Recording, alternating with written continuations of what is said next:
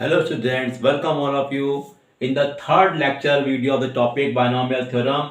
आज का हमारा टॉपिक क्या है? General term and middle term of the binomial expansion. Please see the full video so you will get the concept, क्योंकि इस कंसेप्ट के बहुत सारे क्वेश्चन एग्जाम में आते हैं, तो it is very very important for the competitive exam as well for the board exam. देखिए, जनरल टर्म क्या होता है, मिडिल टर्म क्या होता है. हमने पढ़ा था कि a प्लस बी की पावर n, उसको एक्सपैंड करते हैं तो उसमें बहुत सारे टर्म होते हैं, लेकिन टर्म्स को रिप्रेजेंट करने का एक जनरल फॉर्मूला भी बना दिया गया है. तो लिखा है जनरल टर्म, यानी जिसको हम बोलते हैं r plus one term in a plus B की पावर n. वो क्या होता है? T R plus one is equal to N C R A की power n minus R B की पावर r. यहाँ पर आपको एक बात याद रखनी पड़ेगी, जो जनरल टर्म का फॉर्मूला बनाया गया है फ्रॉम द बिगिनिंग है, यानी कि शुरुआत से आपको अगर एक्सपेंशन देखना है तो आपको जनरल टर्म का फॉर्मूला लगाना पड़ेगा. कोई भी टर्म निकाल सकते हैं. जैसे मान लो आपको निकालना है सेवंथ टर्म, तो सेवंथ टर्म को ब्रेक करेंगे टी सिक्स प्लस वन में, क्योंकि यहाँ पे लिखा है आर प्लस वन, यानी कि प्लस वन आपको अलग करना होगा. इसकी रीजन ये है क्योंकि आपका टर्म शुरू होता है एन सी जीरो से, यानी कि उसमें एक टर्म आपको ज़्यादा लेना पड़ता ही है. तो आपके पास अगर यहाँ सिक्स टर्म पूछते हैं तो आपको टी फाइव प्लस वन करके करना पड़ेगा, और इस फॉर्मूले में रखेंगे तो आपका वही टर्म निकल के आ जाएगा. लेकिन यहाँ पे क्या है? From the beginning. लेकिन क्वेश्चन में ये पूछते हैं कि जनरल टर्म निकालो फ्रॉम द एंड. तो देखिए, r plus one term from the end अगर निकालना है ए प्लस बी की पावर एन में, तो करना आपको सिर्फ ये होगा कि फ्रॉम द बिगिनिंग में निकाल सकते हैं, लेकिन आपको ये जो इसका ऑर्डर ऑफ द टर्म है इसको आपको बदलना पड़ेगा. यानी आगे पीछे कर देते हैं. अगर ए की जगह बी, बी की जगह ए, पावर अपनी जगह रहेगी. तो अगर हम इस वाले बाइनोमियल एक्सपेंशन में ये लगा दे फॉर्मूला, तो जनरल टर्म का तो 100% वही आंसर आएगा. तो यानी इसका मतलब ये है कि अगर मान लो ये पूछते हैं कि seventh term from the and निकालो, ओके, तो seventh term from the end अगर इसमें निकालने को बोलेंगे तो आप क्या करोगे? सेवंथ टर्म इसमें निकाल दोगे b प्लस ए की पावर n में, तो आपका आंसर वही आएगा. अंडरस्टूड? तो फ्रॉम द एंड अगर पूछते हैं तो फ्रॉम द बिगनिंग निकालने के लिए आपको इंटरचेंज करना पड़ेगा with proper sign. Okay student, अब आता है हमारा मिडिल टर्म. तो देखिए, जो पावर होते हैं यहाँ पर n, पावर या तो यहाँ ऑड होगी या पावर इवन होगी. तो मान लेते हैं दो केस बनेंगे यहाँ पर. अगर n is equal to odd है, जैसे पावर में यहाँ मान लो 5 लिखा है, तो टर्म कितने होंगे? 5 प्लस वन, यानी कि टोटल टर्म्स कितने आएंगे? इवन. जब टर्म्स इवन है तो वहां पे दो मिडिल टर्म होंगे बच्चों. मिडिल टर्म कौन से होंगे? T n plus one by two, t n plus three by two. इसके जब क्वेश्चन करेंगे तो you must then clear it. दो टर्म मिडिल टर्म होंगे जो हम निकालेंगे आपको क्वेश्चन में. अगर पावर यहाँ पे इवन है, जैसे 6 लिखी हुई है, टर्म्स कितने हो जाएंगे? ऑड, यानी एक ज्यादा होंगे. जब टर्म्स में ऑड होंगे डेफिनेटली वहां पर एक ही मिडिल टर्म होगा, जो कि होगा n plus two by two. Okay student, तो देखा हम लोगों ने, अब फॉर्मूला पढ़ लिया हम लोगों ने. नाउ फॉर्मूले की हेल्प से हम लोग बहुत सारे क्वेश्चन करने वाले हैं. आज हम लोग पढ़ेंगे basic problem, then will discuss the difficult problem. Please see. Now see the question of one. First question बच्चों क्या कह रहा है? Find the general term of x square minus x y की पावर 12. तो जनरल टर्म किस में represent करते हैं? आर के टर्म में रिप्रेजेंट करते हैं. तो क्या करेंगे? देखिए, फॉर्मूला क्या होता है, हमको पता है कि अगर a प्लस बी की पावर n है तो फॉर्मूला होता है T R plus one is equal to N C R A की power n minus R B की पावर आर. ये फॉर्मूला हमने बताया आपको. अब देखिए, यहां पर n की वैल्यू 12 है. n की वैल्यू कितनी बच्चों है? 12. a की वैल्यू कितनी है? X square. और b की वैल्यू कितनी है? माइनस का एक्स वाई. तो n की वैल्यू, a की वैल्यू, b की वैल्यू माइनस लेना पड़ेगा, माइनस एक्स वाई. ये सारी वैल्यू मैंने यहां पर लिख ली. अब मुझे सिर्फ पुट करना है इसमें.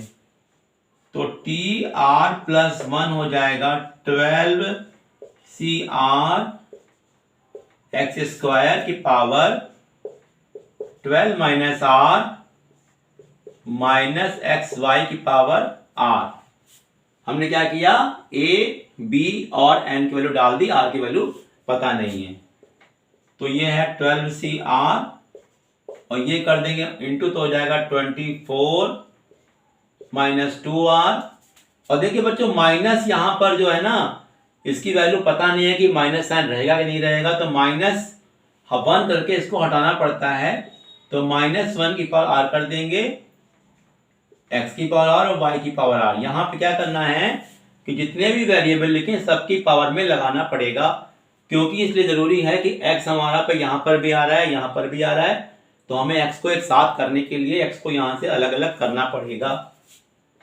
तो ये हो जाएगा 12CR और ये वाला r पावर में प्लस हो जाएगा तो कितना बन जाएगा 24 माइनस आर, क्योंकि -2R और प्लस का r होता है माइनस का r, माइनस का 1 की पावर r और y की पावर r।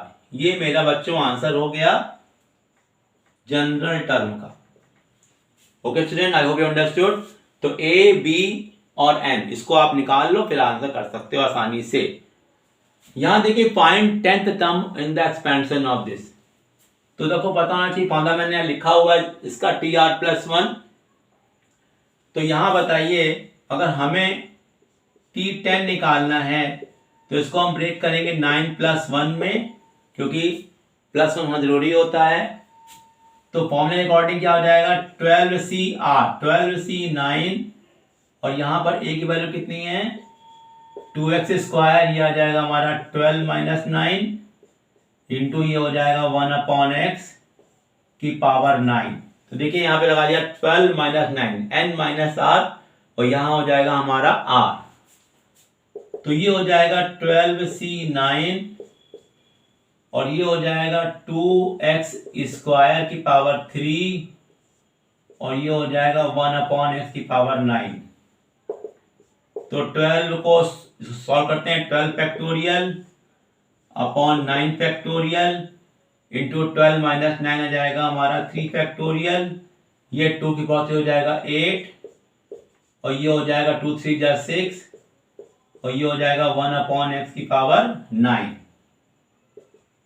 अब इसको सॉल्व कर लेते हैं तो आएगा 12 इंटू 11 इंटू 10 इंटू 9 और ये हमारा 9 है तो ये कैंसिल हो जाएगा और फिर लिया 3 इंटू 2 इंटू 1, ये है 8 है और ये हो जाएगा 1/x की पावर ये बचेगा हमारा 3। तो 3 2 जा होता है 6, तो ये मेरा कट गया, 6 2 जा 12। तो ये बच्चों कितना हो गया 22 हो गया, ये हो गया 220 इंटू 8 अपॉन का x³। ओके स्टूडेंट, 8 0 0 कर देंगे, 8 2 जा 16, 8 2 16 और 1 7 अपॉन का x³। तो फाइनली पूरा का पूरा सॉल्व करना पड़ेगा तब आपका आंसर आएगा। आपको ये याद रखना है कि a b और n को सही पहचानिएगा। a हमारा फर्स्ट टर्म है, b हमारा सेकंड टर्म है विद द साइन और पावर जो रहेगी वो n होता है। Now this way we have done this question very easily. Now see next question. Now see next question number. You can see next question is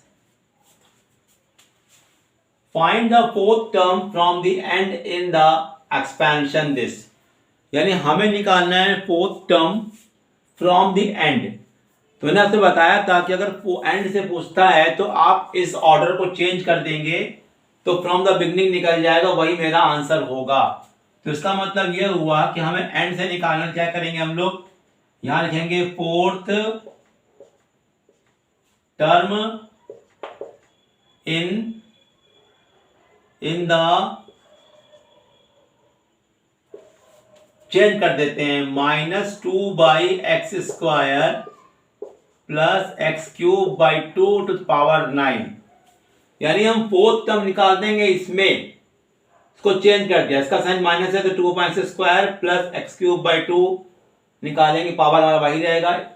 from the beginning from the beginning, please remember. अगर इसमें करेंगे तो हमारा वही answer आएगा। तो फॉर्मूले according क्या होता है, अगर हम लिखते हैं T4 तो ये आएगा आपका 3 + 1, n की वैल्यू कितनी है 9C3, a हमारा हो जाएगा -2/x² to the power 9 - 3x³/2 to the power 3। ये मेरा हो जाएगा जनरल टर्म का फॉर्मूला। तो ये हो गया हमारा 9 फैक्टोरियल, ये हो गया 3 फैक्टोरियल, ये हो गया हमारा 6 फैक्टोरियल। तो ये है -2/x² की पावर हो जाएगा 6 और ये हो जाएगा x की पावर 9/8।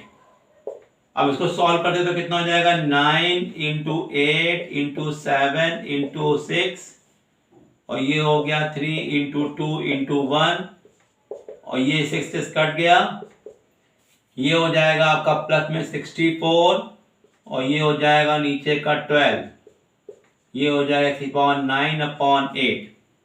ओके स्टूडेंट, तो 3 यहां से देखेंगे तो ये कट गया, 8 × 8 = 64 और ये कट गया मेरा 3 × 3 = 9, ओके, और ये कट गया 2 × 4 = 8।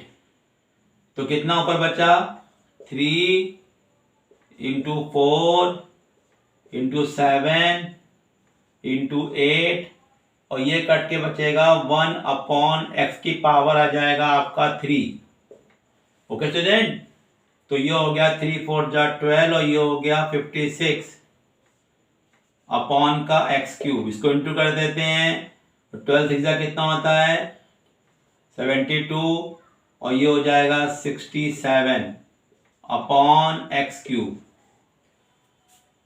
तो 6 × 72 और हो जाएगा 7 और 60 + 67 आ जाएगा अपॉन x³। ये मेरा हो गया इसका आंसर। अब आता है find the coefficient of middle term in this. आइए बताइए, यहाँ पे पावर में लिखा है 10 जो कि हमारा इवन नंबर है, यानी पावर 10 है तो नंबर ऑफ टर्म्स कितने होंगे, एक ज्यादा यानी ऑड। तो लिखिए बच्चों यहां पर number of terms will be 10 + 1 जो कि मेरा आया ऑड। ओके स्टूडेंट, तो देखिए हमने आपसे कहा था कि जब नंबर ऑफ टर्म्स आपके ऑड होंगे तो वहां पे केवल एक मिडिल टर्म होता है। तो क्या मिडिल टर्म होगा, मिडिल टर्म का बताया था मैंने आपसे, फॉर्मूला होता है Tn + 2/2। तो अगर सॉल्व करें तो आएगा n आपका 10 है, 10 + 2/2 करें तो ये आएगा T6 आ जाएगा बच्चों। 6 टर्म हमारा मिडिल टर्म होगा। अब T6 को हम लिख सकते हैं T5 + 1। तो ये क्या हो जाएगा, पावर इसकी n की वैल्यू 10 है, 10C5 1 की पावर 10 - 5 और x की पावर कितनी है, x की पावर हो जाएगी 5 क्योंकि हमारी r की वैल्यू 5 है। तो 10C5 ये तो 1 हो जाएगा, x की पावर 5। तो पूछा क्या था, फाइंड द कोफिशिएंट, तो इसको बोलेंगे कोफिशिएंट। तो coefficient is equal to 10C5।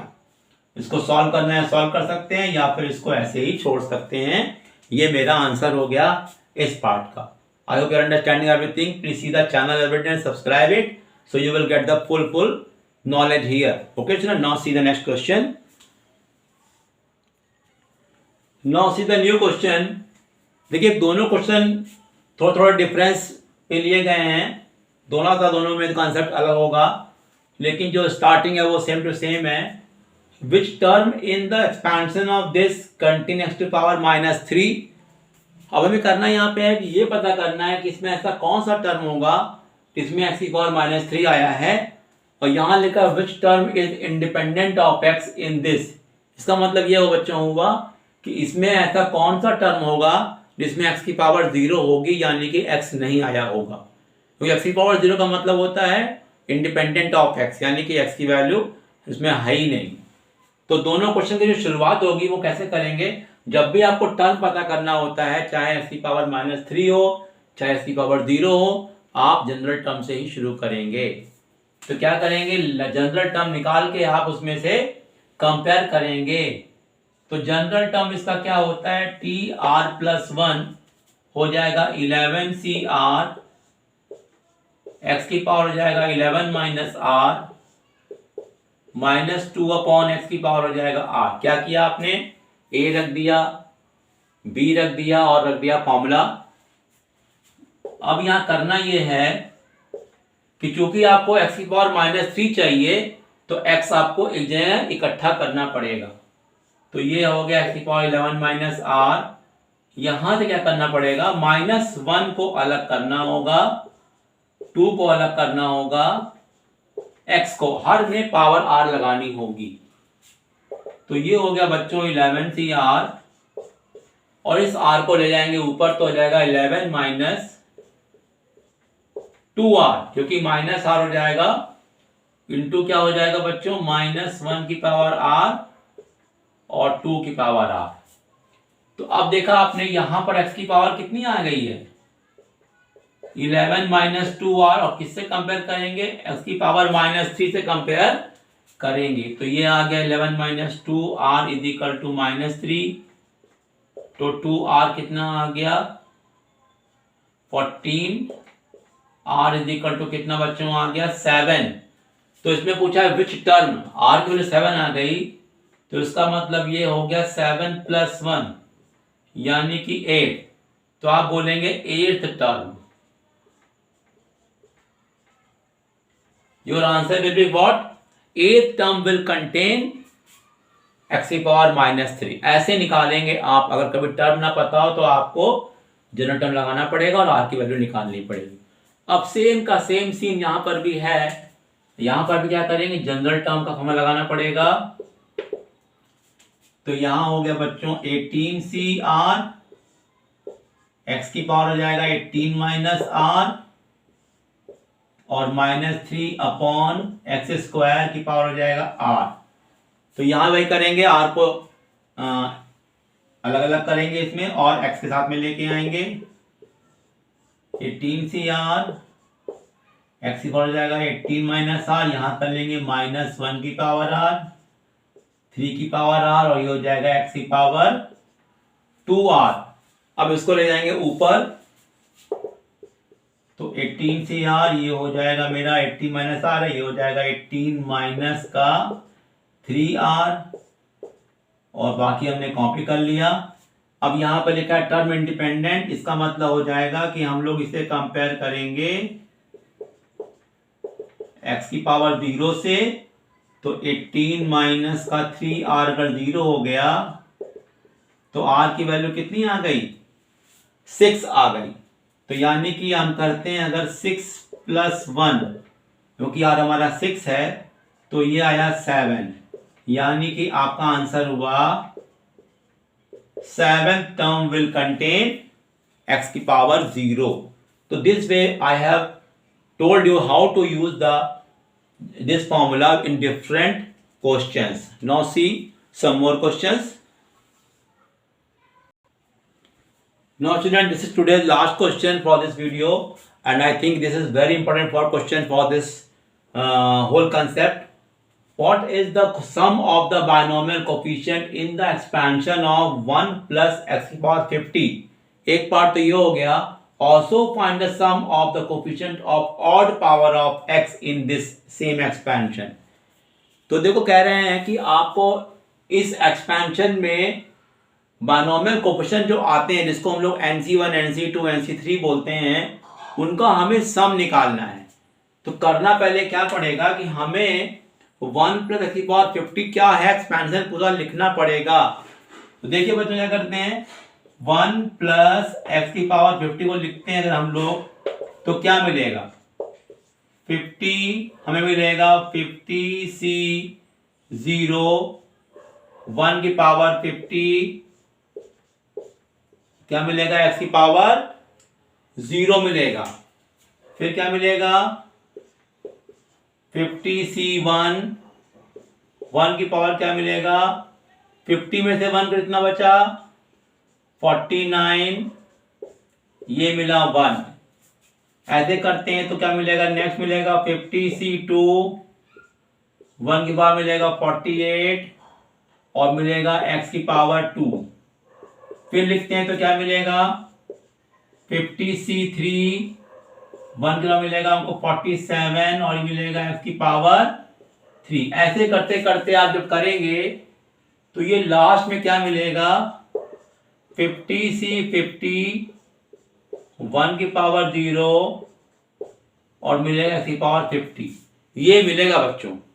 इसको थोड़ा और सिंप्लीफाई करें तो मिलेगा हमको 50C0, 1 लिखना बेकारी है, फिर यहां आ गया 50C1 x, 50C2 आएगा x स्क्वायर, इस तरीके से आएगा 50C3 x क्यूब, ये आते आते कहां तक जाएगा, 50C50 x की power 50। Okay student, I think you have understood. Yes, तो क्या किया हम लोगों ने, हमने इसको एक्सपैंड कर दिया। अब क्वेश्चन पढ़िए, what is the sum of binomial coefficient in the expansion. यानी हमें सिर्फ ये चाहिए, कोफिशिएंट चाहिए, हमें x नहीं चाहिए। तो x कैसे हटेगा, अगर हम यहां पर x की वैल्यू 1 डाल दें दोनों तरफ, both the sides,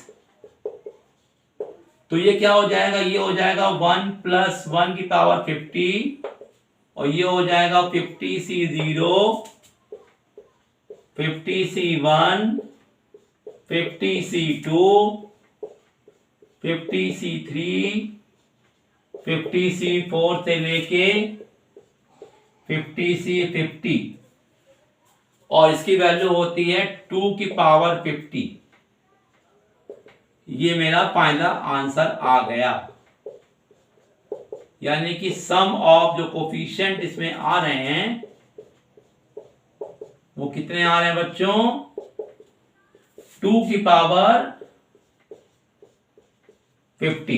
please see once again, हमने क्या किया, 1 + x की पावर 50 का पूरा एक्सपैंड कर दिया। हमें लाना था इसमें सम ऑफ बायनोमियल कोफिशिएंट, तो हमें x को हटाना पड़ेगा। तो हमने क्या किया, दोनों तरफ x की वैल्यू 1 डाल दी, तो इधर x1 हो गया, इधर सारी जगह पर x हट जाएगा। तो ये कितना 2 के 50 आ गया। देखिए आप, सारे कोफिशिएंट जितने भी हैं उनका सम आया 2 के 50, यानी कि ये मेरा आंसर आ गया। ओके स्टूडेंट, अब आता है next part, also find the sum of coefficient of odd power of x। अब बताइए इसमें कहां कहां पे ऑड पावर आती है, तो ध्यान दीजिएगा, ऑड पावर यहां आती है, 1 लिखा है, ऑड पावर x यहां क्या आती है, 3। यानी हमसे पूछा है 50C1, 50C3, 50C5 से लेके जितने भी ऑड वाले टर्म्स आ रहे हैं पावर ऑफ x के, उनका हमें सम निकालना है। तो ये बताइए जरा बच्चों, यहां पर कि आप देख रहे हैं ये वाला टर्म इवन है, ये वाला टर्म इवन है, यानी कि फर्स्ट, थर्ड, फिफ्थ ये टर्म कहलाते हैं इवन, और सेकंड और फोर्थ और ये तुम्हारा 6 कहलाते हैं ऑड। तो अगर देखेंगे तो जितने इसमें इवन टर्म आए हैं उतने ही ऑड आए हैं। इसका मतलब यह हुआ, अगर पूरे इसमें, अगर हम मान लें कि पूरे टर्म इसमें x हैं, तो इसका मतलब ये हुआ कि x/2 ऑड होंगे और x/2 इवन होंगे। तो करना हमें यहां पर क्या होगा, लिखे यहां पर, लिख देंगे हम लोग यहां पर, sum of odd coefficient plus sum of even coefficient. मैंने क्या किया, डिवाइड कर लिया, पूरे एक्सपेंशन में जो टर्म आए थे उनको लिख लिया sum of odd plus sum of even. तो अब बताइए, अगर हम इसको, उसको हम क्या कहते हैं, ए मान लें, तो ये भी तो ए होगा, तभी तो पूरा बनेगा। दोनों की वैल्यू इक्वल होगी, दोनों इक्वल हैं, तो ये कितना हो जाएगा, 2a। तो ये हमारा लिखा हुआ है 2 की पावर 50। तो 2 की पावर 50 को अगर हम 2 से डिवाइड करें तो यहां पर a आएगा कि नहीं आएगा, जिसको हम क्या बोल सकते हैं, sum of the coefficient of odd भाग। तो ये कितना आया, 2 की पावर 49, जो कि मेरा आंसर कहलाएगा। यानी इसका मतलब ये हुआ कि sum of coefficient of odd power पूछें या पूछें इवन पावर, दोनों का आंसर मेरा कितना आएगा, 2 की पावर 49। और अगर पूछते हैं कि सारे का बताओ तो कितना आंसर आएगा, 2 की पावर 50। ये आपको याद रखना पड़ेगा। Okay student, I hope you understood, and if you have any problem you write in the comment box, otherwise you see the next video, we will discuss new we will discuss the difficult questions in the next topic. Till then, goodbye.